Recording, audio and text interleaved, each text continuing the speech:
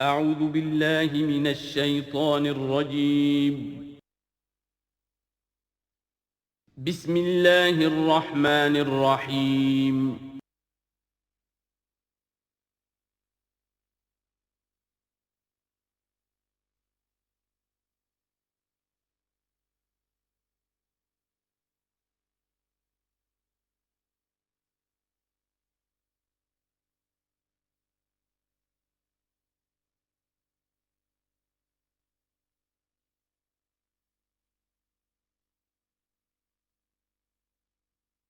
اعوذ باللہ من الشیطان الرجیم بسم اللہ الرحمن الرحیم الطلاق مرتان فامساک بمعروف او تسریح باحسان صدق اللہ العظیم۔ پچھلی نشست میں جو مضامین آئے تھے ان میں سے ایک کے بارے میں مجھے احساس ہوا کہ میں نے ایک بات شروع کی تھی لیکن نامکمل رہ گئی۔ آیت الاختلاف کے بارے میں نے عرض کیا تھا کہ وحدت ادیان کے فلسفے کا ایک جز صحیح ہے، ایک غلط ہے۔ صحیح جز کی وضاحت تو ہو گئی کہ یہ تمام جتنے بھی دنیا میں مذاہب ہیں اور دین ہیں یہ سب اسی دین حق سے نکلی ہوئی شاخیں ہیں۔ دین حق سے پگڈنڈیاں موڑی ہیں، صراط مستقیم سے پگڈنڈی موڑی ہے، کوئی بہت دور نکل گئی اور اس کا یوں سمجھیے کہ پہچانی ہوئی صورت بھی پہچانی نہیں جاتی، اتنی دور ہو گئی کہ اس کا اس دین حق کے ساتھ اب کوئی رشتہ نظر ہی نہیں آتا۔ کچھ اتنے دور نہیں ہوئے، قدرے قریب رہے، لیکن سب کی بنیاد ایک ہے۔ ظاہر بات ہے کہ حضرت آدم کی نسل سے بات شروع ہوئی ہے، حضرت آدم کی اولاد ایک ہی امت تھی۔ یہ تفرقے جو بھی ہوئے بعد میں ہوئے ہیں۔ تو وحدت ادیان اس اعتبار سے صحیح ہے کہ دنیا میں تمام ادیان، تمام نظام، تمام مذاہب جو ہیں وہ در حقیقت ایک ہی دین حق کی بگڑی ہوئی شکلیں ہیں، بدلی ہوئی شکلیں ہیں، لیکن اسی سے نکلی ہوئی شاخیں ہیں جنہوں نے شکلیں اپنی بدل لی ہیں۔ غلط حصہ یہ کہ اب جو یہ سب کچھ موجود ہے ان کو ایک کہنا یہ جہالت ہے۔ اب ان کو ظاہر بات ہے کہ ان کی شکلیں اتنی ہو چکی ہیں مختلف ایک دوسرے سے، اور اتنی ان میں تحریفات ہو چکی ہیں، اتنا تغیر و تبدل ہو چکا ہے کہ اب ان کو ایک کہنا موجودہ شکل میں یہ در حقیقت فتنہ ہے اور جہالت ہے۔ دوسری بات جو آخری مضمون آیا تھا 28ویں رکوع میں، دیکھیے اس کی ایک تمہید ہے، وہ سمجھ لیجئے۔ انسانی تمدن کا اہم ترین اور بنیادی ترین مسئلہ کیا ہے تمدن کا؟ ایک ہے انسانی زندگی کا مسئلہ۔ انسانی زندگی کا سب سے پہلا مسئلہ وہی ہے کہ جو حیوانی زندگی کا بھی ہے، اپنی مادی ضروریات، پیٹ کھانے کو مانگتا ہے، سب سے پہلے یہی ہے، اس میں کوئی شک نہیں۔ لیکن اس کے بعد جب دو انسان ملتے ہیں اور اس سے تمدن شروع ہوتا ہے، اس کا سب سے بڑا مسئلہ ہے انسان کی شہوت۔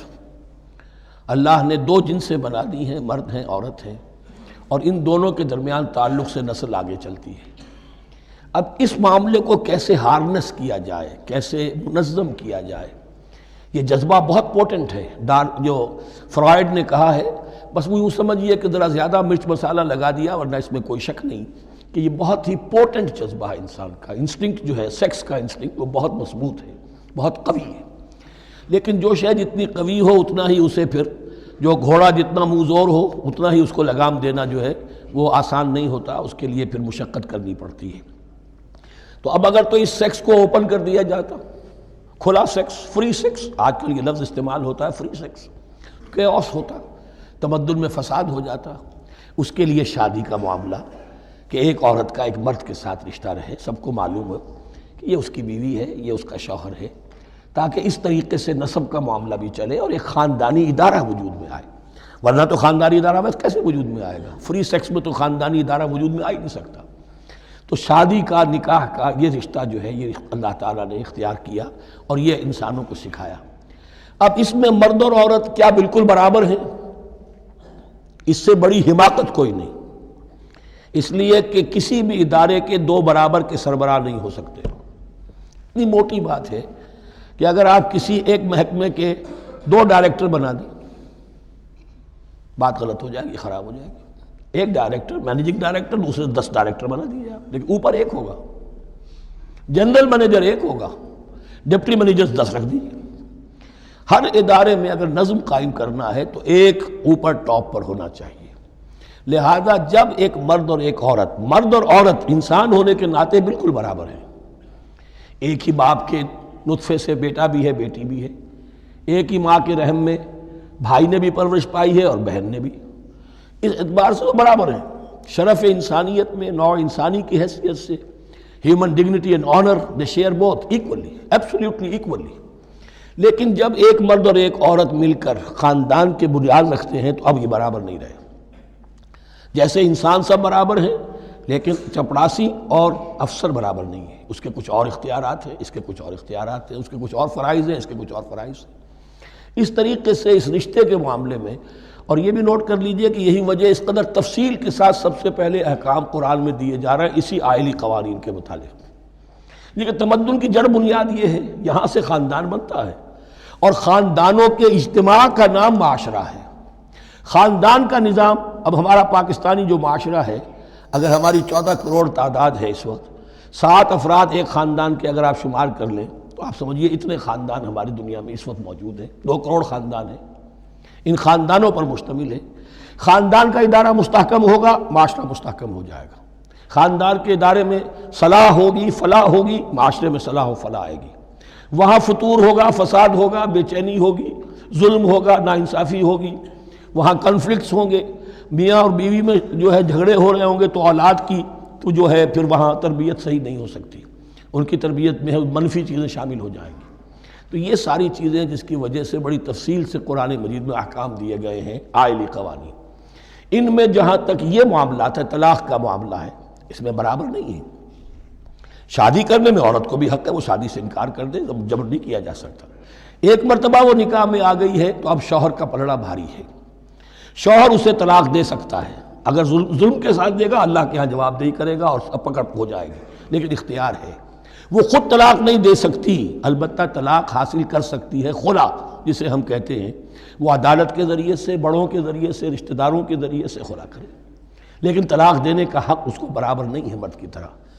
اسی طرح اگر ایک طلاق دی تھی مرد نے اور اب یہ عدت پوری نہیں ہوئی ہے، وَبَعُولَتُهُنَّ أَحَقُّ بِرَدِّهِنَّ، اب وہ کہے تو نے طلاق دے دیا، میں تیرے گھر میں بسنے کو تیار نہیں ہوں، نہیں، اختیار مرد کا ہے، عدت کے اندر 3 مہینے کے اندر وہ اس کو واپس لے سکتا ہے، اس کو طلاق رجعی کہتے ہیں۔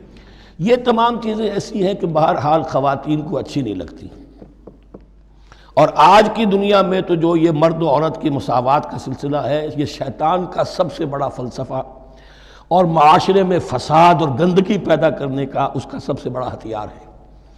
اور اب جو کچھ رہی صحیح اقدار ہماری ایشیا کے ممالک جو ہیں، زیادہ تر مسلمان ممالک ہیں، ان میں خاندانی نظام کی جو بچی کھچی شکل رہ گئی ہے اس کو برباد کرنے کے لیے یہ قاہرہ کانفرنس اور بیجنگ کانفرنس، اس ایشیا کا گھیراؤ دونوں طرف سے، مشرق سے اور مغرب سے، کہ عورت کو آزاد کرو، عورت کو اٹھاؤ، ایمینسیپیشن کے نام پر، آزادی کے نام پر، اور مرد و عورت کی مساوات کے نام پر، تاکہ خاندانی نظام ٹوٹ کر رہ جائے، جیسے کہ ان کے ہاں ٹوٹ چکا ہے خاندانی نظام نے۔ یہ کلنٹن صاحب نے کہا تھا اپنے سال 9 کے میسج میں کہ عنقریب ہماری قوم، امریکن نیشن، بہت جلد اس کی اکثریت حرام زادوں پر مشتمل ہوگی، born out of wedlock, وہ کسی شادی کے نکاح کے نتیجے میں کوئی وجود میں نہیں آئے ہیں، زنا کے نتیجے میں وجود آئی بھی قوم ہوگی۔ 1 پیرنٹ فیملی رہ گئی ہے، ماں ہی باپ ہے اور وہی ماں ہے، اور وہ دونوں وہ جانتے ہی نہیں۔ اب وہاں بڑی ایک مہم اٹھ رہی ہے کہ ہر انسان کا حق ہے کہ اسے معلوم ہو کہ میرا باپ کون ہے۔ وہاں تو بہت سے لوگ پتہ ہی باپ کون ہے میرا، کیا پتہ۔ یہ تباہی ہے جو اس معاشرے پر آ چکی ہے، اور ہمارے ہاں بھی لوگ اسی معاشرے کی نقالی پر چل رہے ہیں۔ اور یہ نظریہ مساوات مرد و زن جو ہے، یہ بہت ہی یوں سمجھیے کہ تابناک اور بہت اچھے الفاظ کے ساتھ سامنے آ رہا ہے۔ البتہ اس کا دوسرا رخ بھی ہے، اسلام نے عورت کو جو حقوق دیے ہیں بدقسمتی سے ہم مسلمانوں نے وہ بھی ان کو نہیں دیے۔ اس کی وجہ یہ ہے کہ ہمارے اوپر ہمارا ہانٹ کر رہا ہے ہمارا ہندوانہ پس منظر۔ ہندوؤں کے معاشرے میں عورت کی کوئی حیثیت نہیں، نہ اس کی وراثت کا حق ہے، نہ وہ بیوہ ہو جائے تو جینے کا حق تھا اس کو، وہ تو پھر ستی ہو جانا چاہیے اس کے لیے تو زندگی کا حق بھی نہیں ہے، وراثت تو بہت دور کی بات رہی، کوئی پراپرٹی کا کوئی سوال نہیں، کسی طرح کی کوئی حیثیت نہیں، کوئی لیگل اینٹیٹی نہیں۔ لیکن ہم مسلمان تو ہو گئے، ہمارے آباء و اجداد، تربیت ہوئی نہیں، لہذا ہمارے اوپر وہی تصورات ہیں، عورت کو جو ہے پاؤں کی جوتی کی طرح سمجھنا۔ یہ جو کچھ ہم کر رہے ہیں ان کے جائز حقوق بھی انہیں نہیں دیتے، اس کے نتیجے میں ہم جو مغرب کا ہم پر حملہ ہے اس کو مؤثر کرنے میں گویا ہم مدد دے رہے ہیں۔ اگر ہم اپنی خواتین کو وہ حقوق نہیں دیں گے، اگر ان کے لیے جو اللہ نے جو مقرر کیا ہے وہ انہیں نہیں دیا جائے گا، تو ظاہر بات ہے کہ رد عمل میں پھر جو یہ نعرے ہیں اور بڑے خوشنما جو دعوت اٹھتی ہے وہ لازماً انہیں کھینچ کر لے جائے گی۔ تو اس طرف بھی خیال رکھیے، اور ہمارے ہاں دیندار گھرانوں میں خاص طور پر یہ بات ہوتی ہے، اس کو سمجھنا چاہیے کہ عورتوں کے کیا حقوق ہیں، ان کی دلجوئی کتنی کرنی چاہیے۔ حضور نے کیا فرمایا ہے؟ تم میں سے بہترین لوگ وہ جو اپنے گھر والوں کے لیے اچھے ہوں، بہترین لوگ وہ ہیں ان کے حقوق کا لحاظ ہو، ان کے ساتھ سلوک ہو، ان کی دلجوئی ہو، ان کے احساسات کا بھی پاس کیا جائے۔ البتہ جہاں شریعت کا اور دین کا معاملہ آ جائے، نتھنگ ڈوئنگ، سیدھی سیدھی بات، یہ تلوار کی طرح آپ ننگے ہو جائیں اس وقت کہ یہ معاملہ دین کا ہے، اس میں تمہاری کوئی رعایت نہیں کر سکتا۔ ہاں میرے معاملات کے اندر جو بھی تم چاہو میں نرمی کروں گا، یہ ہو سکتا ہے۔ بس اس کو ذہن میں رکھیے، یہ کڑوی گولی ہے۔ وَلَهُنَّ مِثْلُ الَّذِي عَلَيْهِنَّ بِالْمَعْرُوفِ وَلِلرِّجَالِ عَلَيْهِنَّ دَرَجَةٌ۔ اب درمیان کے الفاظ کو تو جدید جو ہمارے ہیں دانشور وہ لے لیتے ہیں، اوپر کا نہیں دیکھتے کہ بَعُولَتُهُنَّ أَحَقُّ بِرَدِّهِنَّ، برابری کہاں رہی؟ شادی کرتے ہوئے برابری ہے، عورت کہہ سکتی میں شادی نہیں کرتی، شادی نہیں ہوگی، اس وقت برابری ہے، دونوں کی رضامندی سے شادی ہوگی، یہ برابری ہے۔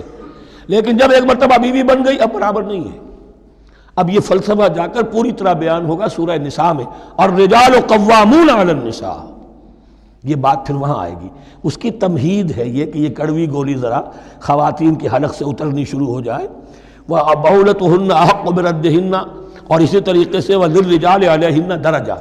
البتہ اللہ نے جو ذمہ داریاں عورت کے حوالے کی ہیں، جس طرح کے اس کے فرائض ہیں ویسے ہی اس کے حقوق بھی ہیں، یہ ہے جو بات کہی جا رہی لَهُنَّ مِثْلُ الَّذِي عَلَيْهِنَّ بِالْمَعْرُوفِ۔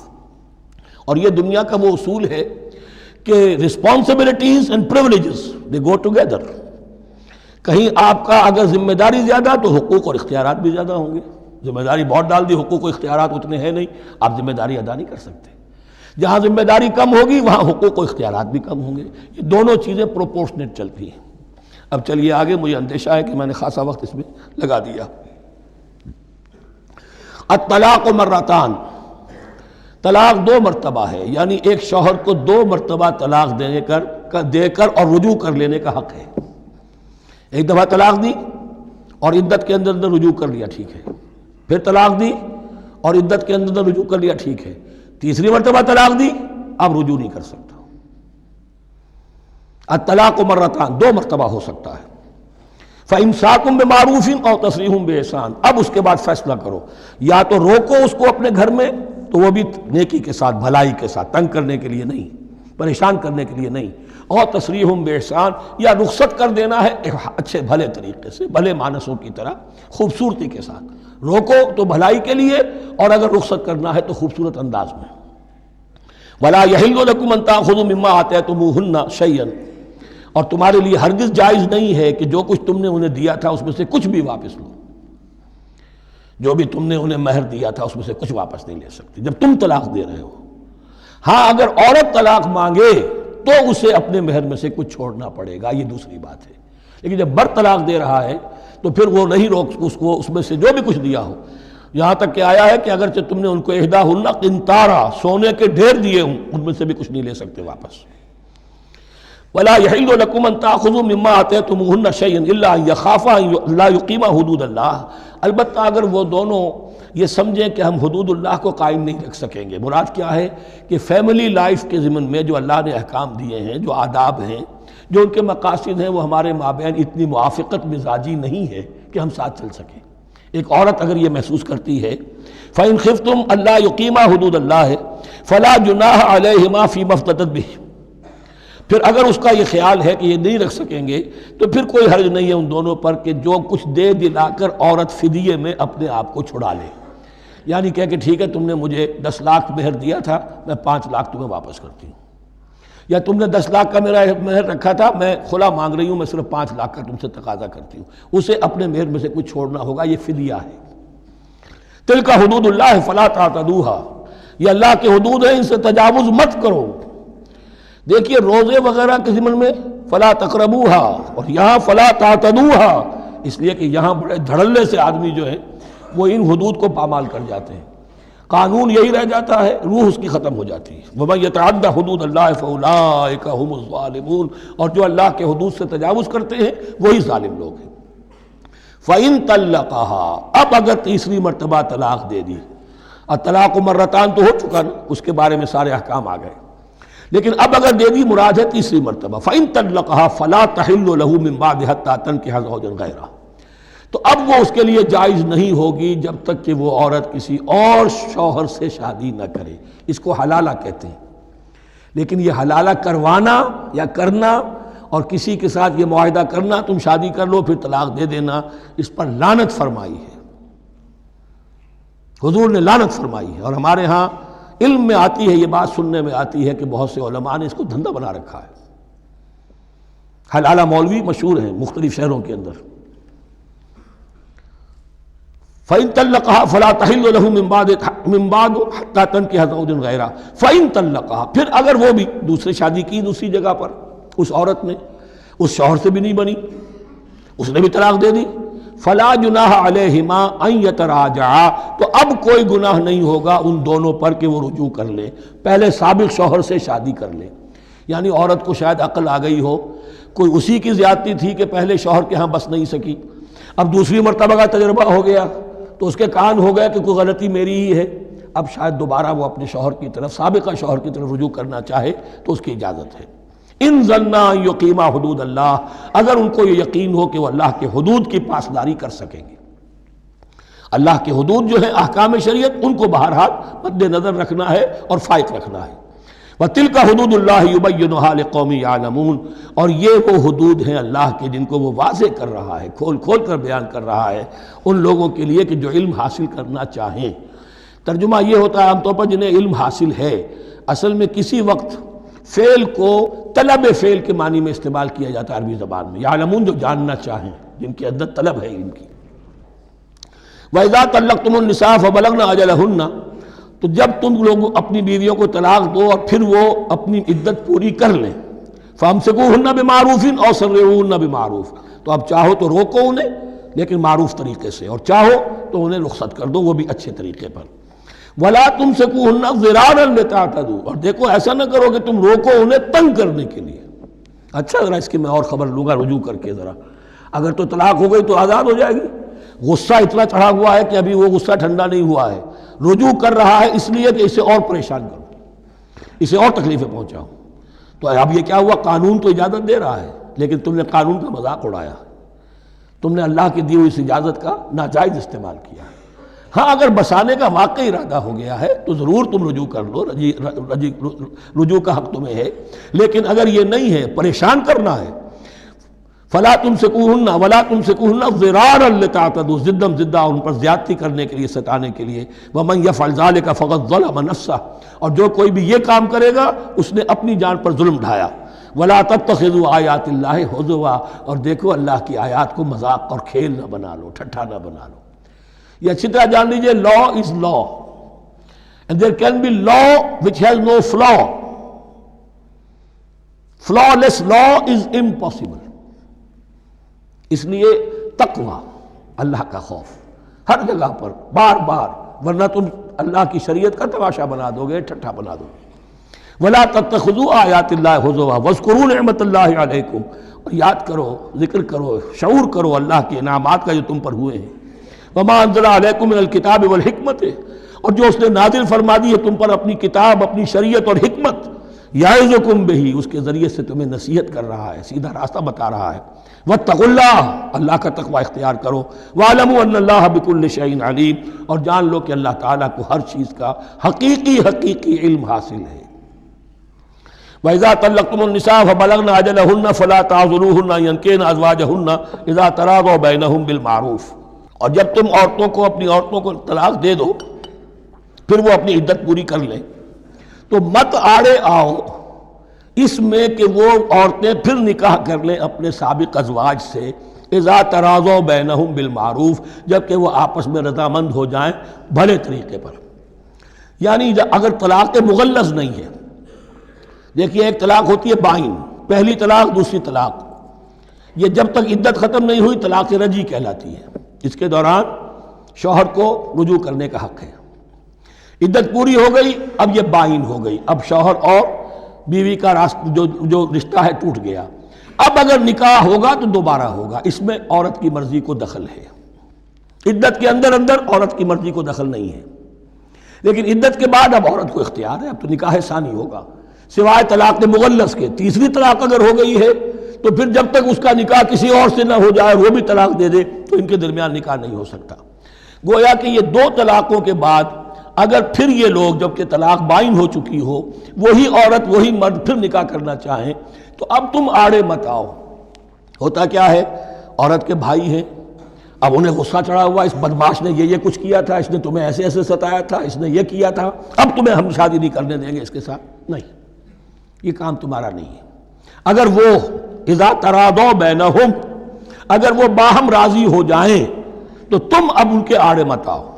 بالمعروف ذالک یوعظ بہ من کان منکم یؤمن باللہ والیوم الآخر، یہ وہ چیزیں ہیں جن کی نصیحت کی جا رہی ہے تم میں سے ان کو جو واقعتاً ایمان رکھتے ہو اللہ پر اور یوم آخر پر۔ ان کے اندر ایمان ہی نہیں ہے، ان کے لیے یہ سارا جو ہے بھینس کے آگے بین بجائے جاؤ کیا حاصل ہے، وہ تو پھر اس کو کوئی فائدہ نہیں پہنچے گا۔ ذالک یوعظ بہ من کان منکم یؤمن باللہ والیوم الآخر ذالکم ازکی لکم واطہر، یہ طریقے جو ہیں تمہارے لیے زیادہ پاک ہیں، زیادہ عمدہ ہیں۔ واللہ یعلم وانتم لا تعلمون، اللہ جانتا ہے تم نہیں جانتے۔ اپنی عقل کو مقدم نہ رکھو، یہ اللہ کا علم ہے، اسی نے عورت کو بنایا، اسی نے مرد کو بنایا، اسے مرد بھی عزیز ہے عورت بھی عزیز ہے۔ الخلق عیال اللہ، حضور نے فرمایا تمام مخلوق اللہ کے کنبے کے مانند ہے۔ اللہ کو تو اپنا ہر انسان مرد ہو یا عورت ہو محبوب ہے، پسندیدہ ہے، اس کی تخلیق ہے، اس کا شاہکار ہے، لیکن یہ کہ وہ جانتا ہے کہ عورت کے کیا حقوق ہونے چاہیے، مرد کے کیا ہونے چاہیے۔ لہذا واللہ یعلم وانتم لا تعلمون والوالدات یرضعن اولادہن حولین کاملین، اور والداؤں کے لیے، ماؤں کے لیے ضروری ہے کہ وہ اپنی اولاد کو 2 سال دودھ پلائیں پورا۔ یہ خاص طور پر یہاں تذکرہ ہو رہا ہے جب طلاق کا مسئلہ ہو۔ اب طلاق ہو گئی، شوہر تو علیحدہ ہو گیا، شوہر کہتا ہے بھائی میرا بچہ تو میرا ہے، قانوناً تو اولاد شوہر کی ہوتی ہے، لیکن تم اسے دودھ پلاؤ، تو 2 سال تک وہ عورت انکار نہیں کر سکتی، دودھ پلائے گی۔ لمن اراد ان یتم الرضاعہ، جو شخص چاہے کہ یہ رضاعت پوری کروائے اپنی سابقہ مطلقہ بیوی سے۔ وعلی المولود لہ رزقہن وکسوتہن بالمعروف، لیکن اس عرصے کے لیے جس کی وہ اولاد ہے یعنی شوہر جو سابق ہے، اس کے ذمے ہے اس کا رزق اور اس کا لباس، جسے ہم نان نفقہ کہتے ہیں۔ 2 سال اگر اس نے دودھ پلانا ہے، اس ماں نے، مطلقہ ماں نے اپنے طلاق دینے والے شوہر کے بیٹے کو یا بیٹی کو، تو اب اس عرصے کے دوران اس کا نان نفقہ اس کے ذمے ہے، باپ کے ذمے ہے، بالمعروف، بڑے طریقے سے۔ یعنی یہ کہ ایسا نہ ہو کہ ہے تو کروڑ پتی لیکن اب وہ اس کو بیوی کو مطلقہ کو وہ دینا چاہے نان نفقہ اپنی خادماؤں کی طرح کا، نہیں، وہ ہونا چاہیے معروف طریقے پر۔ لا تکلف نفس الا وسعها، کسی پر ذمہ داری نہیں ڈالی جاتی مگر اس کی وسعت کے مطابق۔ لا تضار والدۃ بولدہا، نہ تو تکلیف پہنچائی جائے والدہ کو اپنے بچے کی وجہ سے، ولا مولود لہ بولدہ، نہ جس کا وہ اولاد ہے، جس کا وہ بیٹا یا بیٹی ہے یعنی باپ، نہ اس کو تکلیف پہنچائی جائے۔ کوئی لا ضرر ولا ضرار، حضور کی حدیث ہے، دونوں کے ساتھ منصفانہ سلوک کیا جائے۔ وعلی الوارث مثل ذلک، اب فرض کیجئے وہ شخص جو تھا طلاق دینے والا وہ تو مر گیا، تو وارث کے ذمے، اس کا جو وارث ہے اس کے ذمے نان نفقہ رہے گا، اس کے اپنے مرحوم والد کی اگر اولاد اس کی کسی مطلقہ بیوی کے پاس ہے 2 سال تک دودھ پلانے کے لیے۔ فَإِنْ أَرَادَا فِصَالًا، اب یہ بھی ہو سکتا ہے کہ وہ دونوں جو ہیں کہے کہ سب میں تو دودھ نہیں پلاتی، یا یہ کہ وہ شوہر چاہے ان تراض منہما، دونوں راضی ہو جائیں کہ میں دودھ نہیں پلواتی، آپ دودھ چھڑوا دیجئے، وتشاور، آپس میں رضامندی اور مشورت سے، فلا جناح علیہما، اس میں بھی کوئی حرج نہیں۔ اگر دودھ چھڑوانا چاہیں، وہ کسی اور سے دودھ پلوانا چاہتے ہیں، کوئی دایا رکھ لی ہے اس سے دودھ پلوانا چاہتا ہے، ٹھیک ہے، لیکن ہونا چاہیے جبر نہ ہو، ماں پر جبر نہ ہو۔ ان تراض منہما، دونوں کی رضامندی سے، وتشاور، اور مشورے سے، فلا جناح علیہما، تو پھر ان دونوں پر کوئی حرج نہیں ہے۔ وَإِنْ أَرَدْتُمْ أَن تَسْتَرْضِعُوا أَوْلَادَكُمْ فَلَا جُنَاحَ عَلَيْكُمْ، اگر تم چاہو کسی اور سے اب دودھ پلوانا، رضاعت کروانا، تو اس میں بھی کوئی حرج نہیں۔ فَلَا جُنَاحَ عَلَيْكُمْ إِذَا سَلَّمْتُمْ مَا آتَيْتُمْ بِالْمَعْرُوفِ، جبکہ ان کی ماں، اس کی ماں کو تم دے چکو جو کچھ کہ تم نے طے کیا تھا معروف اور بھلے طریقے پر۔ واتقوا اللہ، اور اللہ کا تقوی اختیار کرو، وَاعْلَمُوا أَنَّ اللَّهَ بِمَا تَعْمَلُونَ بَصِيرٌ، اور جان لو کہ جو کچھ تم کر رہے ہو اللہ اسے دیکھ رہا ہے۔ وَالَّذِينَ يُتَوَفَّوْنَ مِنْكُمْ وَيَذَرُونَ أَزْوَاجًا، اور وہ کہ جو تم میں سے وفات پا جائیں اور وہ چھوڑ جائیں بیویاں، یتربصن بانفسہن، اب یہ عدت جو تھی، ایک تھی طلاق کی عدت، وہ 3 ماہواریاں آ جانا، 3 مہینے اندازن، اور ایک ہے جو فوت ہو گیا، اور بیوہ کی عدت کیا ہے۔ والذین یتوفون، جو تم میں سے وفات دے دیے جائیں، منکم تم میں سے، ویذرون ازواجا، پیچھے بیویاں چھوڑ گئے ہوں، یتربصن بانفسہن 4 اشہر وعشرا، وہ روکے رکھیں اپنے نفسوں کو 4 مہینے اور 10 دن، 4 مہینے 10 دن تک ایک جو بیوہ عورت ہے وہ کوئی اور نکاح نہیں کر سکتی، 4 مہینے 10 دن۔ فَإِذَا بَلَغْنَ أَجَلَهُنَّ، اور جب وہ اپنی اس مدت تک پہنچ جائیں، یعنی پوری ہو گئی مدت عدت کی، فَلَا جُنَاحَ عَلَيْكُمْ فِي مَا فَعَلْنَ فِي أَنفُسِهِنَّ، تو اب تم پر کوئی گناہ نہیں ہے اس معاملے میں جو وہ اپنے بارے میں کریں۔ اب وہ آزاد ہے، نکاح کر سکتی ہیں۔ اب تم روکنا چاہو، ہماری ناک کٹ جائے گی، یہ بیوہ بیٹھ نہیں سکی، اس سے رہا نہیں گیا، نہیں، غلط بات، تمہارا کوئی اختیار نہیں۔ لا جناح علیکم فیما فعلن فی انفسہن بالمعروف، کریں نیک طریقے سے، بھلے طریقے سے، شریعت کے مطابق، قواعد شریعت کے مطابق، تو تمہارا اختیار نہیں ہے کہ روکو۔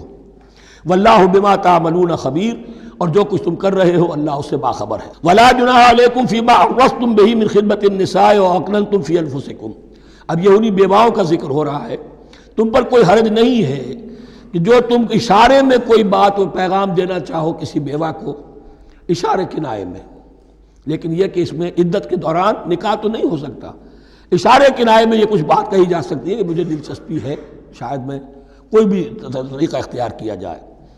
او اکننتم فی انفسکم، یا اپنے دلوں میں چھپائے رکھو، تو اللہ کو کوئی اعتراض نہیں۔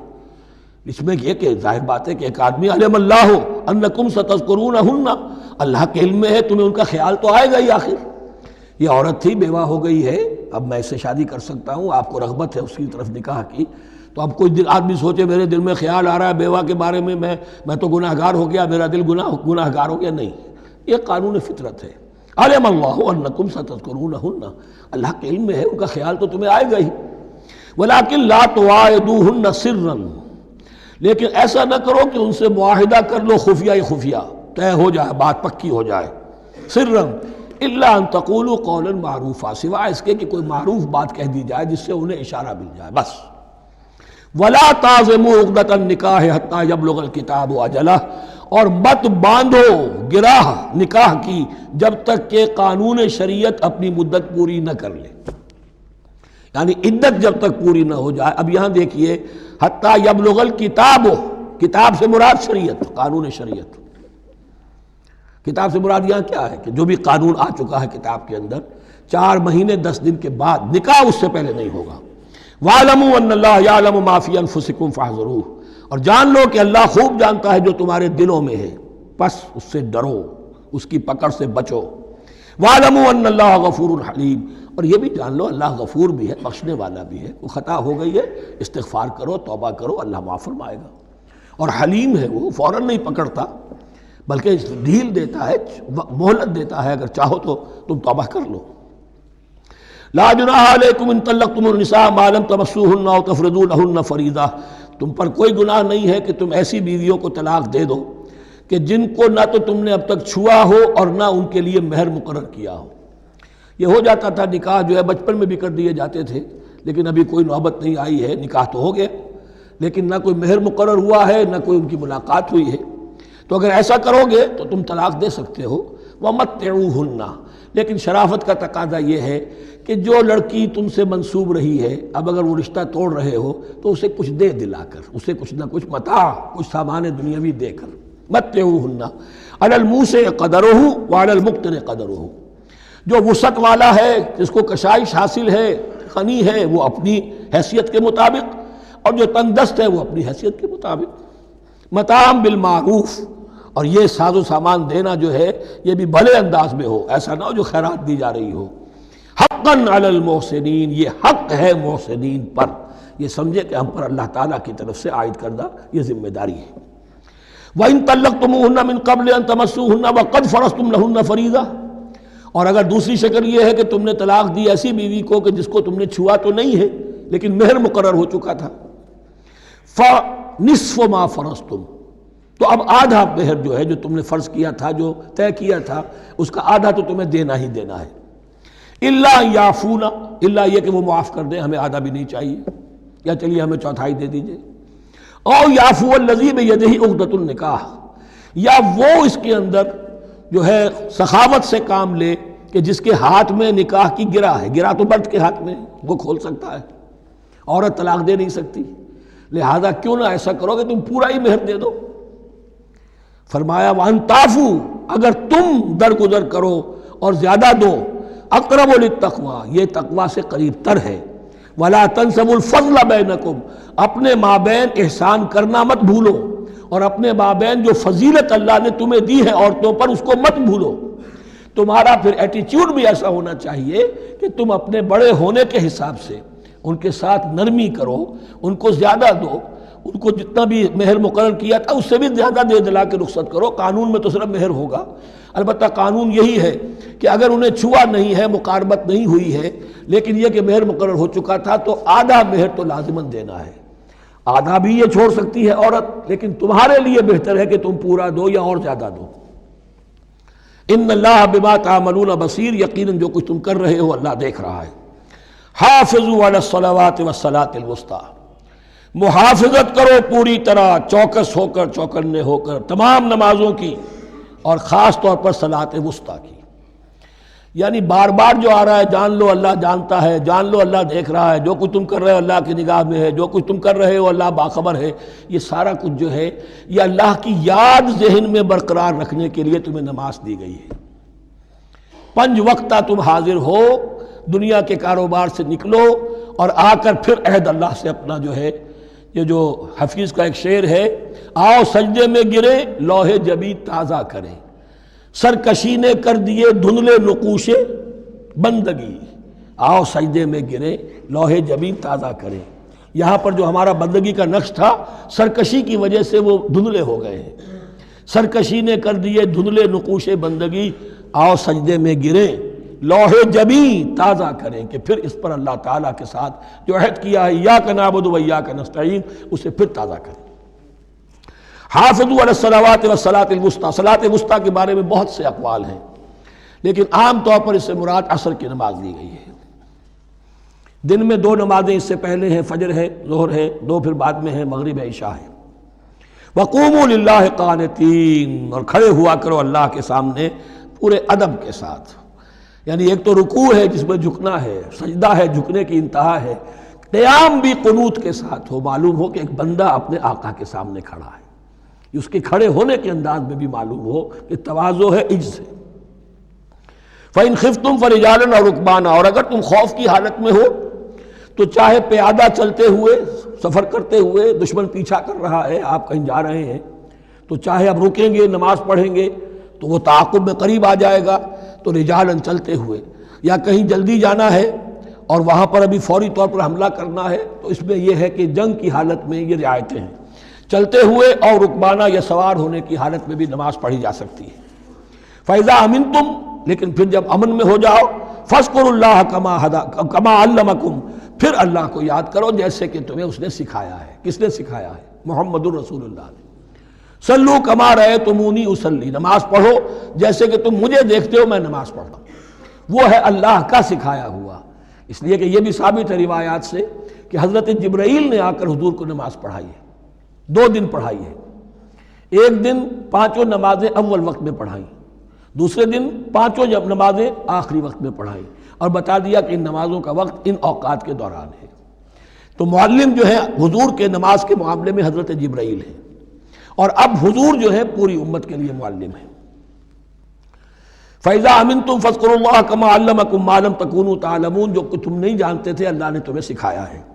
وَالَّذِينَ يُتَوَفَّوْنَ مِنْكُمْ وَيَذَرُونَ أَزْوَاجًا، اور پھر دوبارہ لوٹ کر معاملہ آ رہا ہے بیواؤں کا، اور جو لوگ تم میں سے وفات دے دیے جائیں اور وہ چھوڑ جائیں پیچھے بیویاں، وصیۃ لازواجہم متاعا الی الحول غیر اخراج، تو ان کی بیویوں کے لیے وصیت لازماً، اپنی بیویوں کے لیے وصیت لازماً کریں 1 سال تک کے لیے نان نفقے کی، اور بغیر اس کے کہ انہیں گھروں سے نکالا جائے۔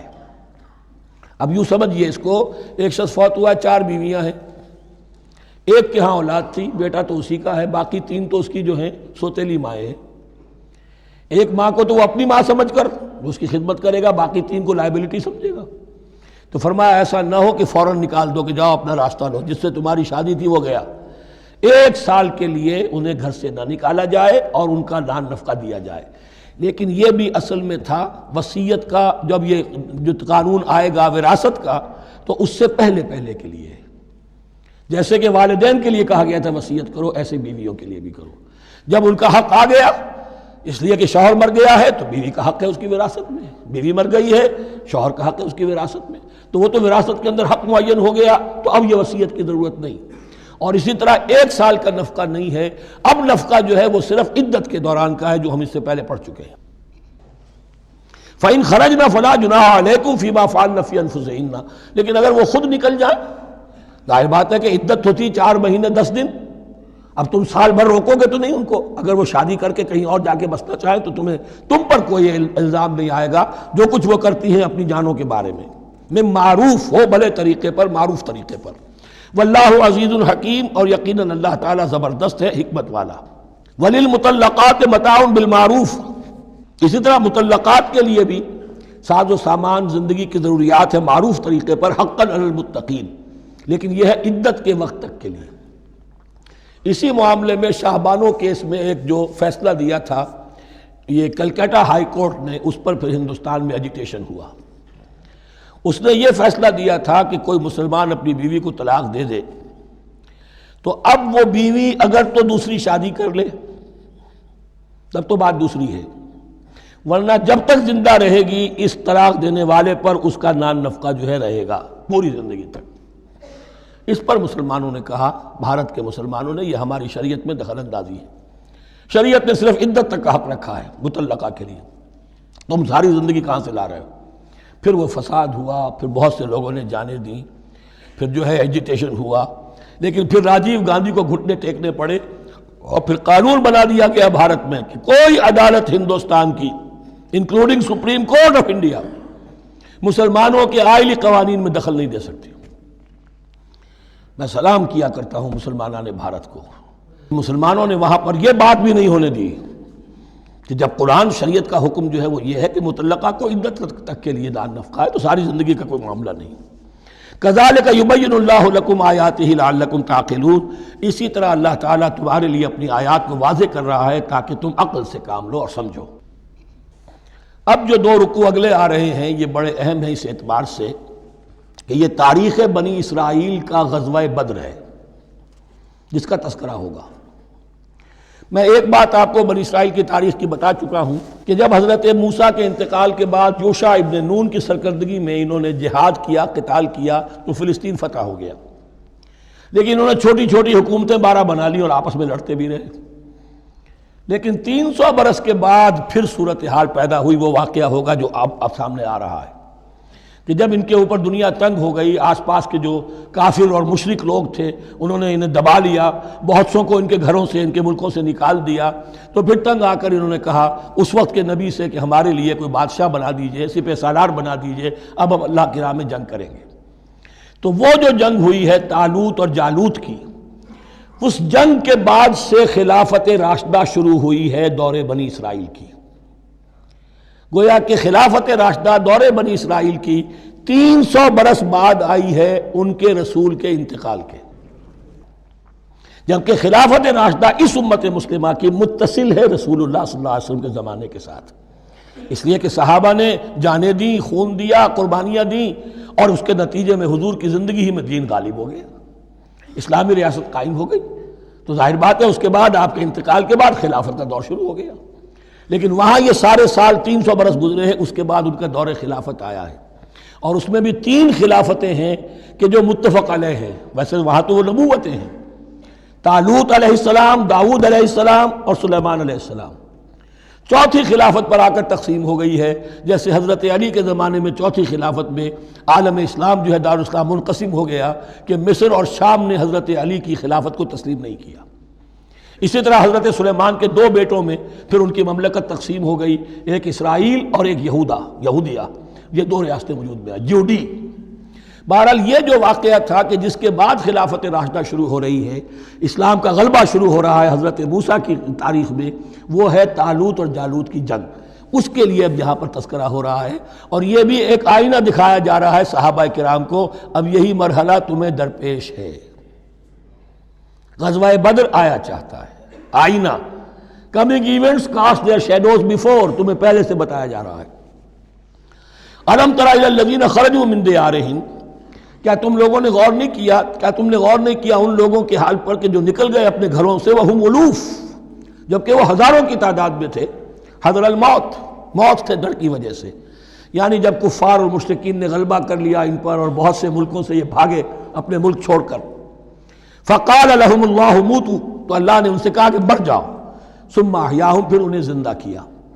یہاں یہ بھی ہو سکتا ہے مراد کہ فی الواقع یہ عمل ہوا ہو، اور یہ بھی مراد ہو سکتا ہے جیسے قوم مر جاتی ہے لیکن پھر اس کا نشأت ثانیہ ہو جاتی ہے، پھر اللہ نے ان کے اندر ایک جذبہ پیدا کر دیا۔ یعنی یہاں پر مرنا اور احیاء جو ہے وہ معنوی ہو، روحانی ہو، اخلاقی ہو، وہ بالفعل جسدی نہ ہو، لیکن اللہ کے اختیار سے باہر نہیں، اس کی قدرت میں ہے، سب کو مار کر بھی دوبارہ جلا سکتا ہے۔ ان اللہ لذو فضل علی الناس ولکن اکثر الناس لا یشکرون، اور یقیناً اللہ تعالیٰ تو اپنے بندوں پر بڑا فضل کرتا ہے، لیکن اکثر لوگ جو ہیں شکر نہیں کرتے، ناقدری کرتے ہیں اللہ کے احسانات کی۔ لیکن اب وہ غزوہ بدر جو ہے ان کا سابقہ امت مسلمہ کا، اس کا حال بیان کرنے سے پہلے مسلمانوں سے گفتگو ہو رہی، اس لیے کہ ہے تو ساری ان کے لیے، ان کی ہدایت کے لیے۔ تاریخ بیان کرنا قرآن کا مقصد نہیں ہے، تاریخ کی کتاب نہیں ہے یہ، تو جو پروسیس آف ریولوشن چل رہا تھا، جو جد و جہد تھی، جو تحریک تھی محمد رسول اللہ کی، جس مرحلے میں سے وہ تحریک گزر رہی ہے، اسی مرحلے کی مناسبت سے سابقہ تاریخ سے بھی واقعات لائے جا رہے ہیں، اور اسی کی مناسبت سے وہ جو بھی وقتی احکام ہیں وہ دیے جا رہے ہیں۔ وَقَاتِلُوا فِي سَبِيلِ اللَّهِ وَاعْلَمُوا أَنَّ اللَّهَ سَمِيعٌ عَلِيمٌ، اور جنگ کرو اللہ کے راستے میں، اور جان لو اللہ تعالیٰ سب کچھ سننے والا اور جاننے والا ہے۔ مَنْ ذَا الَّذِي يُقْرِضُ اللَّهَ قَرْضًا حَسَنًا فَيُضَاعِفَهُ لَهُ أَضْعَافًا كَثِيرًا، کون ہے وہ شخص کہ جو اللہ کو قرض حسنہ دے؟ یہ انفاق جب کیا جاتا ہے خالص اللہ کے دین کے لیے، تو اللہ کہتا ہے یہ میرے ذمہ قرض ہے، دین میرا ہے، تم میرے دین کو غالب کرنا چاہتے ہو، میری حکومت قائم کرنا چاہتے ہو، تو جو کچھ اس میں خرچ کرو گے وہ مجھ پر قرض ہے، قرض حسنہ ہے۔ من ذا الذی یقرض اللہ قرضا حسنا فیضاعفہ لہ، تو اللہ اس کو اس کے لیے بڑھاتا رہے، دگنا کرتا رہے، اضعافا کثیرا، دگنا چوگنا، بہت گنا۔ واللہ یقبض ویبسط، اور اللہ ہی کے اختیار میں کسی چیز کو چھوٹا کر دینا، سکیر دینا، اور کھول دینا اور کشائش کر دینا۔ وَإِلَيْهِ تُرْجَعُونَ، اور اسی کی طرف تمہیں لوٹا دیا جائے گا۔ یہاں دیکھیے یہ دونوں چیزیں، جہاد بالنفس اس کی آخری شکل قتال، اور جہاد بالمال اس کے لیے پہلے لفظ آ رہا تھا انفاق، اب قرض حسنہ، اللہ کو قرض حسنہ۔ الم تر الی الملأ من بنی اسرائیل من بعد موسیٰ، کیا تم نے غور نہیں کیا موسیٰ کے بعد بنی اسرائیل کے سرداروں پر، ملا من بعد موسیٰ، اذ قالوا لنبی لہم، جبکہ انہوں نے اپنے نبی سے کہا، یہ تو میں آپ کو حدیث سنا چکا ہوں، کوئی وقت ایسا نہیں گزرا حضرت موسیٰ کے بعد کہ نبی کوئی نہ کوئی موجود نہ رہا ہو، حضرت عیسیٰ تک۔ اس زمانے کے جو نبی تھے ان سے انہوں نے کہا لَهُمْ ابْعَثْ لَنَا مَلِكًا نُقَاتِلْ فِي سَبِيلِ اللَّهِ، اب ہمارے لیے کوئی بادشاہ مقرر کر دیجئے تاکہ ہم اللہ کی راہ میں قتال کریں، جنگ کریں۔ یہاں بادشاہ سے مراد ہے جو سپہ سالار ہو، نبی ہے تو ظاہر بات ہے کہ نبی کا رتبہ تو بلند رہے گا، لیکن نبی کے تابع ہو کر کوئی شخص کہ جو جنگ کی سپہ سالاری کر سکے اس کو نامزد کر دیجئے۔ قال هل عصیتم ان کتب علیکم القتال الا تقاتلوا، جو نبی تھے یہ سیموئیل نبی تھے، سموئیل، یہ آپ اولڈ ٹیسٹمنٹ میں پڑھیں گے، سیموئیل نبی۔ انہوں نے کہا کہ اس کا بھی اندیشہ ہے کہ جب جنگ فرض کر دی جائے اللہ تقاتلوا، پھر تم جنگ نہ کرو، یعنی ابھی تو بڑے تمہارے دعوے ہیں، بہادری دکھا رہے ہو، بڑا جوش و خروش ہے، کہیں ایسا تو نہیں ہوگا کہ ادھر سے میں اللہ تعالیٰ سے اجازت بھی لوں جنگ کی اور تمہارے لیے کوئی سپہ سالار یا بادشاہ بھی بنا دوں اور پھر تم جنگ سے کنی کترا جاؤ۔ قالوا وما لنا الا نقاتل فی سبیل اللہ، ان کا کیسے ممکن ہے کہ ہم اللہ کی راہ میں قتال نہ کریں؟ وقد اخرجنا من دیارنا وابنائنا، جبکہ ہمیں نکال دیا گیا ہے ہمارے گھروں سے اور ملکوں سے اور اپنے بیٹوں سے، یعنی ان کی اولاد کو تو انہوں نے غلام بنا لیا، ان کی عورتوں کو بانیہ بنایا، اب یہ تو نکلے ہوئے ہیں اپنے ملکوں سے خوف سے بھاگے ہوئے۔ فلما کتب علیہم القتال، تو جب ان پر وہ جنگ فرض کر دی گئی، تولوا الا قلیلا منہم، تو پیٹھ پھیر گئے سب کے سب سوائے کچھ لوگوں کے۔ یہ گویا کہ تنبیہ کی جا رہی ہے، مسلمانوں تم بھی بہت کہتے رہے ہو کہ حضور ہمیں جنگ کی اجازت ملنی چاہیے، ہم کب تک یہ ظلم سہیں گے، لیکن ایسا نہ ہو دیکھو اب جب جنگ کا حکم آئے، اب پڑھ چکے ہم وہ آیت کتب علیکم القتال وہو کرہ لکم، اب اچھی نہیں لگ رہی جنگ، جان تو پیاری ہے، تو اب دکھا دیا گیا وہاں بھی یہ ہوا۔ واللہ علیم بالظالمین، اور اللہ ایسے ظالموں سے خوب باخبر ہے۔ وقال لهم نبیہم، اور ان سے کہا ان کے نبی نے، ان اللہ قد بعث لکم طالوت ملکا، تمہارے لیے اللہ تعالیٰ نے طالوت کو بادشاہ مقرر کیا ہے۔ ان کا نام تورات میں آیا ہے سول یا ساؤل، SAUL۔ اب یہ سمجھ میں نہیں آتا، ہو سکتا ہے کہ اصل نام ساؤل ہو، لیکن چونکہ وہ بہت قداور تھے، طول قداور، اس لیے ان کا ایک صفاتی نام ہو طالوت۔ قرآن مجید نے صفاتی نام لیا ہے کہ وہ بہت قداور تھے۔ قالوا انا یکون له الملک علینا، اب انہوں نے کہا کیسے ہو سکتا ہے کہ اسے بادشاہت ملے ہمارے اوپر، ونحن احق بالملک منہ، ہمیں زیادہ حق حاصل ہے اس کے مقابلے میں کہ ہمیں بادشاہی دی جائے۔ ولم یؤت سعۃ من المال، وہ تو مفلس ہے، اسے تو اللہ نے کوئی زیادہ دولت دی نہیں ہے، کیونکہ ان کے معیار تو یہی تھے، جو دولت مند ہے وہی صاحب عزت ہے۔ قال ان اللہ اصطفاہ علیکم، اب نبی نے کہا اب جو چاہو کہو، اللہ نے اس کو چن لیا ہے تم پر، یہ فیصلہ اب ہو چکا، اللہ کا فیصلہ ہے، ڈیوائن ججمنٹ ہے، ڈیوائن ڈیسیجن ہے، کین ناٹ بی ریووکڈ۔ وزادہ بسطۃ فی العلم والجسم، اور اسے کشادگی عطا کی ہے علم اور جسم دونوں چیزوں میں، قداور ہے، طاقتور ہے، اور اسی طریقے سے علم اور فہم دیا ہے۔ تم دولت دیکھتے ہو، اللہ نے چنا ہے ان دو چیزوں کی بنا پر، جسمانی طاقت، جسمانی قوت، اس دور میں ظاہر بات ہے اس کی بہت ضرورت تھی، اور دوسرے یہ کہ اسے علم دیا ہے، فہم دیا ہے، سمجھ دی ہے، دانش دی ہے۔ واللہ یؤتی ملکہ من یشاء، اور اللہ تعالیٰ جس کو چاہتا ہے اپنی بادشاہت دے دیتا ہے۔ واللہ واسع علیم، اللہ بہت سمائی والا ہے، واسع، اس کی وسعت جو ہے وہ اتھا ہے، اور علیم، اور سب کچھ واسع علیم، جاننے والا ہے، یعنی وہ جس کو جو کچھ دیتا ہے بربنائے علم دیتا ہے، کون اس کا مستحق ہے۔ وقال لهم نبيهم ان آیۃ ملکہ ان یاتیکم التابوت فیہ سکینۃ من ربکم وبقیۃ مما ترک آل موسیٰ وآل ہارون تحملہ الملائکہ، اور ان سے کہا ان کے نبی نے کہ طالوت کی بادشاہت کی ایک نشانی یہ ہوگی کہ وہ صندوق جو تمہارے سے جاتا رہا چھن چکا ہے، جس میں سکینہ ہے، تمہارے لیے تسکین کا سامان ہے تمہارے رب کی طرف سے، اور بقیت مما ترک آل موسیٰ و آل ہارون، اور کچھ تبرکات ہیں جو آل موسیٰ اور آل ہارون کے اس صندوق میں رکھے ہوئے ہیں، تحملہ الملائکہ، وہ ملائکہ کی تحویل میں ہے۔ اب ان کی بادشاہی کی علامت کے طور پر وہ صندوق تمہارے پاس واپس آ جائے گا۔ اصل میں یہ تابوت سکینہ جو ہے یہ ان کا ایک بڑا لکڑی کا صندوق ہے، اب بھی ہے، ان کا دعویٰ ہے کہ موجود ہے، اور مسجد اقصیٰ کے نیچے جو سرنگ ہے اس میں موجود ہے۔ بعض ذرائع سے فوٹو لے کر بھی انہوں نے ڈاکومنٹری فلم بھی ابھی دکھا دی ہے کہ موجود ہے۔ نبوکدنضر نے جب گرایا تھا 586 قبل مسیح میں، جو حضرت سلیمان کا بنایا ہوا ہیکل تھا، اس کے تہخانے میں وہ رہتا تھا، اور وہیں پر جو ربائی تھے وہاں موجود تھے، ربانیین، تو جب گرایا گیا ہے اس کو ہیکل کو تو اسی میں وہ دب گئے ہیں، لیکن وہ چاروں طرف سے جو بھی تہخانہ تھا بند ہو گیا ہوگا، اور وہاں پر ان کی لاشیں بھی ہیں اور تابوت سکینہ بھی ہے۔ لیکن ہوا یہ تھا کہ جب ان کے پڑوسی ملکوں نے انہیں شکستیں دی تو وہ تابوت سکینہ بھی چھین کر لے گئے۔ اب اس میں گویا کہ ان کے لیے بہت بڑی بات تھی کہ ان کے لیے کم سے کم ایک دل کی روحانی تسکین کا سامان تھا۔ ہمارے پاس حضرت موسیٰ کے تبرکات ہیں، عصائے موسیٰ اس میں ہے، رکھا ہوا ہے، اب بھی ہے۔ اسی طریقے سے اس میں وہ جو جن تختیوں پر تورات لکھی ہوئی دی گئی تھی حضرت موسیٰ کو، وہ موجود ہے، ان کے کہنے کے مطابق اب بھی ہے۔ تو اس طریقے سے ان کے لیے تسکین ہوتی تھی، جیسے کہ مسلمان کو خانہ کعبہ کو دیکھ کر تسکین ہوتی ہے، تو فرمایا اس میں تمہارے لیے سکینت بھی ہے اور تمہارے آل موسیٰ اور آل ہارون کے تبرکات بھی ہیں۔ تحملہ الملائکہ، اس وقت وہ ملائکہ کی تحویل میں ہوا یہ کہ جہاں وہ تابوت لے گئے ان کے دشمن، وہاں پلیگ آ گئی۔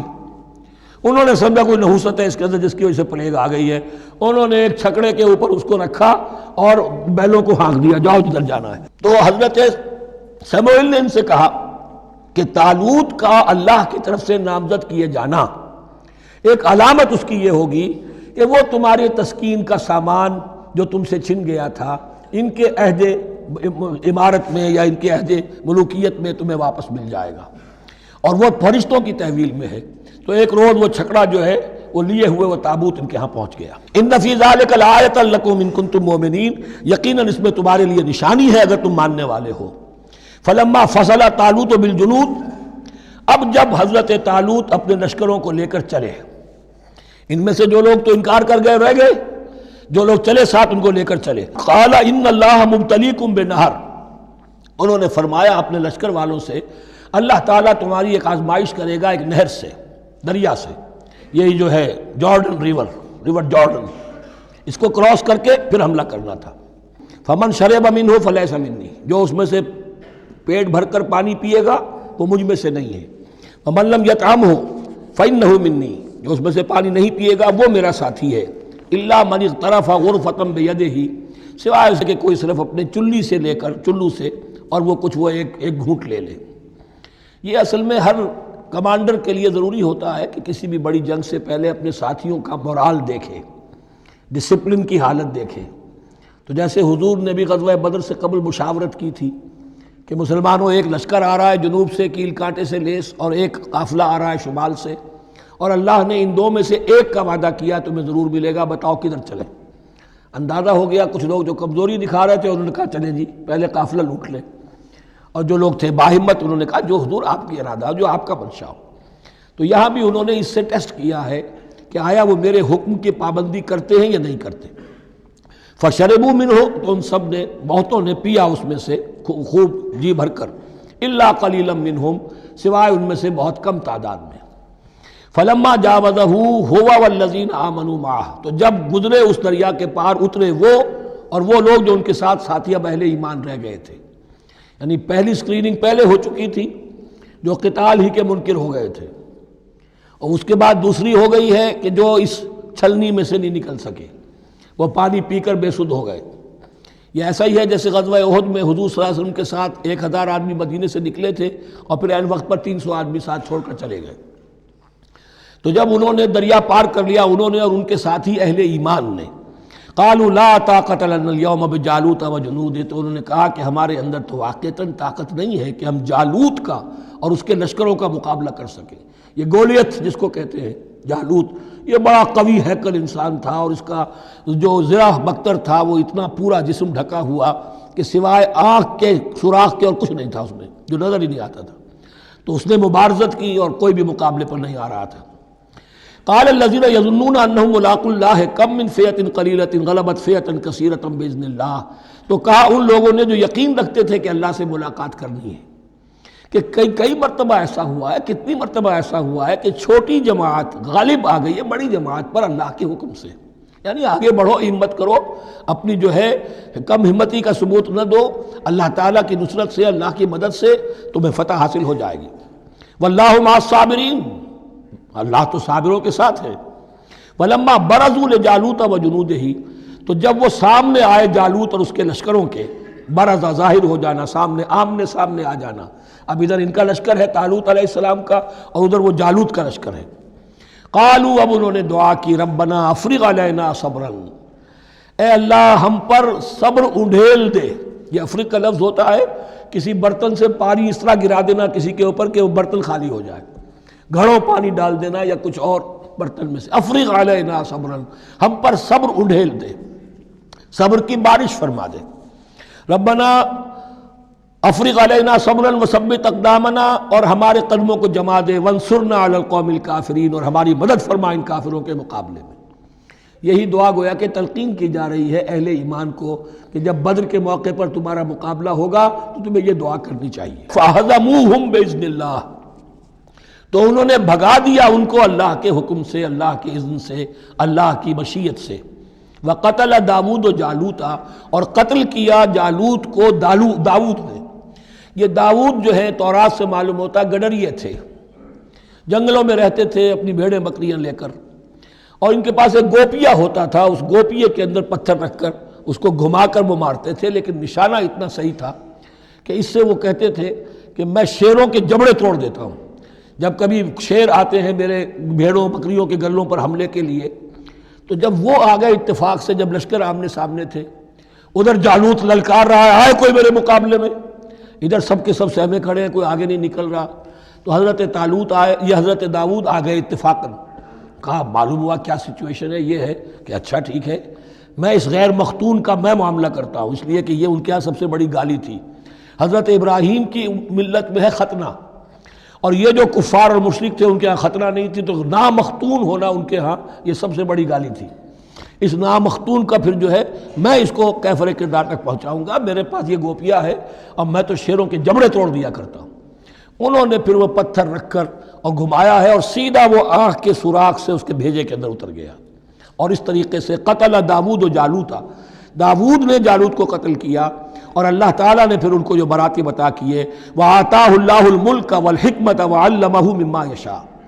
ایک تو یہ کہ طالوت علیہ السلام نے اپنی بیٹی کا نکاح ان سے کر دیا، داماد ہو گئے، اور پھر انہی کو وارث بنایا، یہ بادشاہ ہوئے، اللہ نے ان کو ہی ملک دیا، حکومت دی، بادشاہت دی، دی نبوت میں دی، یہ دونوں اعتبارات سے ان کو اللہ تعالیٰ نے سرفراز فرمایا۔ وَعَلَّمَهُ مِمَّا يَشَاءُ، اور پھر اسے سکھایا جو کچھ کہ اللہ نے چاہا۔ وَلَوْلَا دَفْعُ اللَّهِ النَّاسَ بَعْضَهُمْ بِبَعْضٍ، اور اگر اس طریقے سے اللہ ایک گروہ کو دوسرے کے ذریعے سے دفع نہ کرتا رہے، زمین میں فساد ہوتا ہے تو اللہ تعالیٰ کو شکل ایسی پیدا کرتا ہے کہ کسی اور گروہ کو سامنے لا کر مفسدوں کا خاتمہ کرتا ہے۔ اگر ایسا نہ ہوتا، وَلَوْلَا دَفْعُ اللَّهِ النَّاسَ بَعْضَهُمْ بِبَعْضٍ لَفَسَدَتِ الْأَرْضُ، تو زمین میں فساد ہی فساد پھیل گیا ہوتا۔ اللہ تعالیٰ نے ان جنگوں کے ذریعے سے ہر بڑا فرعون جو آتا، ہر فرعون راموسا، اللہ تعالیٰ نے کوئی نہ کوئی اس کے لیے علاج تجویز کیا ہوا ہے۔ وَلَوْلَا دَفْعُ اللَّهِ النَّاسَ بَعْضَهُمْ بِبَعْضٍ لفسدت الارض ولکن اللہ ذو فضل علی العالمین، لیکن اللہ تعالیٰ تو تمام جہانوں پر بڑا فضل کرنے والا ہے۔ تلک آیات اللہ نتلوها علیک بالحق، یہ اللہ کی آیات ہیں جو ہم پڑھ کر آپ کو سنا رہے ہیں حق کے ساتھ۔ یہ قول گویا کہ حضرت جبرائیل کی طرف منسوب ہوگا، یہ اللہ کی آیات ہیں اے مسلمانوں، اے محمد صلی اللہ علیہ وسلم، جو ہم آپ کو سنا رہے ہیں حق کے ساتھ۔ وَإِنَّكَ لَمِنَ الْمُرْسَلِينَ، اور یقیناً اے محمد صلی اللہ علیہ وسلم آپ رسولوں میں سے ہیں۔ تِلْكَ الرُّسُلُ فَضَّلْنَا بَعْضَهُمْ عَلَى بَعْضٍ، ایک بہت اہم قانون بیان ہو رہا ہے، ان رسولوں میں سے ہم نے بعض کو بعض پر فضیلت دی ہے۔ یہ میں پہلے بیان کر چکا ہوں کل، تفریق بین الرسل کفر ہے، تفضیل یہ قرآن سے ثابت ہے، کوئی افضل ہے اور کوئی مفضول ہے، کسی کو کسی اعتبار سے فضیلت ہے، کسی کو کسی اور اعتبار سے فضیلت، جزوی فضیلت ہے مختلف لوگوں کی ہو سکتی ہے، کلی فضیلت تمام انبیاء اور رسول پر محمد الرسول اللہ کو حاصل ہے۔ تلک الرسل فضلنا بعضهم علی بعض منهم من کلم اللہ، ان میں سے وہ بھی تھے جن سے اللہ نے کلام فرمایا، حضرت موسیٰ علیہ السلام۔ ورفع بعضهم درجات، اور بعضوں کے اور کسی اعتبار سے درجات بڑھا دیے۔ وآتینا عیسیٰ ابن مریم، اور ہم نے عیسیٰ ابن مریم کو البینات بڑے کھلے معجزے دیے۔ وأیدناہ بروح القدس، اور ان کی مدد فرمائی حضرت جبرائیل کے ساتھ۔ وَلَوْ شَاءَ اللَّهُ مَا اقْتَتَلَ الَّذِينَ مِن بَعْدِهِمْ مِن بَعْدِ مَا جَاءَتْهُمُ الْبَيِّنَاتُ، لیکن اللہ چاہتا تو یہ آپس میں نہ لڑتے جھگڑتے، نہ یہودیوں کی آپس میں جنگیں ہوتی، نہ یہودیوں اور نصرانیوں کی ہوتی، نہ نصرانیوں کے فرقے ایک دوسرے سے لڑتے۔ وَلَوْ شَاءَ اللَّهُ مَا اقْتَتَلَ الَّذِينَ مِن بَعْدِهِمْ مِن بَعْدِ مَا جَاءَتْهُمُ الْبَيِّنَاتُ، اس کے بعد کہ ان کے پاس واضح تعلیمات آ چکی تھیں۔ وَلَٰكِنِ اخْتَلَفُوا، لیکن انہوں نے اختلاف کیا۔ فَمِنْهُم مَّنْ آمَنَ وَمِنْهُم مَّنْ كَفَرَ، ان میں وہ بھی ہیں جو ایمان لے آئیں گے اور ان میں وہ بھی ہیں جو کفر پر اڑ گئے ہیں۔ وَلَوْ شَاءَ اللَّهُ مَا اقْتَتَلُوا، اگر اللہ چاہتا ان پر لازم کر دیتا، یعنی جبراً تکوینی طور پر، تو اختلاف نہ کرتے، جھگڑتے نہ۔ وَلَٰكِنَّ اللَّهَ يَفْعَلُ مَا يُرِيدُ، لیکن اللہ تو کرتا ہے جو چاہتا ہے۔ اللہ نے جو دنیا کو اس حکمت پر بنایا ہے کہ یہ دنیا کی زندگی آزمائش ہے، آزمائش کے لیے آزادی دی ہے، تو جو شخص غلط راستے پر جانا چاہے اسے آزادی ہے، جو صحیح راستے پر آنا چاہے اسے آزادی ہے۔ بارک اللہ لی و لکم فی القرآن العظیم و نفعنی و ایاکم بالآیات و الذکر الحکیم۔